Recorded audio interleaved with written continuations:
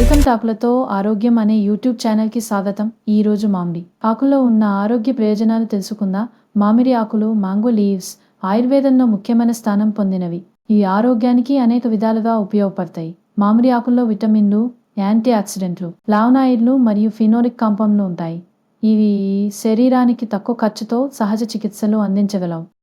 మామిడి ఆకులతో ఆరోగ్య ప్రయోజనాలు: 1. షుగర్ డయాబెటిస్ నియంత్రణకు సహాయపడతాయి. మామిడి ఆకులలోని టానిన్లు మరియు ఆంథోసయానిన్స్ రక్తంలో షుగర్ లెవెల్స్ను తగ్గించడంలో సహాయపడతాయి.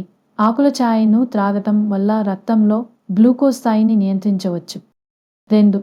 హృదయ ఆరోగ్యాన్ని మెరుగుపరుస్తాయి.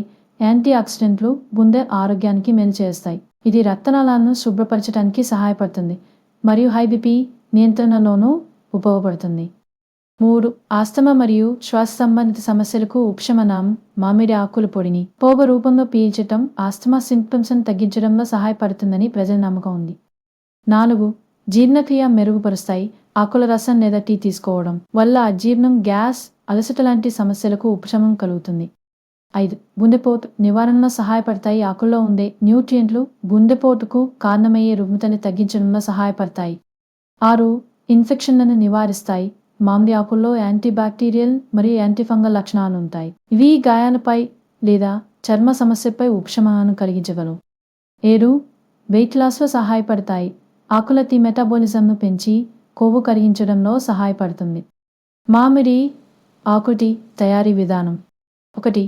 తాజా మామిడి ఆకులు 5-10 తీసుకుని శుభ్రంగా కడగాలి. 2. వాటిని నీటిలో వేసి 5-10 నిమిషాల పాటు మరిగించాలి. 3.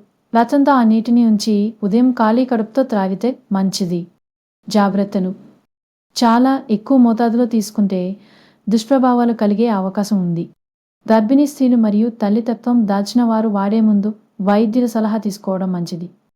షుగర్ మందులు వాడుతున్న వారు మామిడి ఆకులు తీసుకునేటప్పుడు బ్లడ్ షుగర్ లెవెల్స్ను గమనించి తీసుకోవాలి.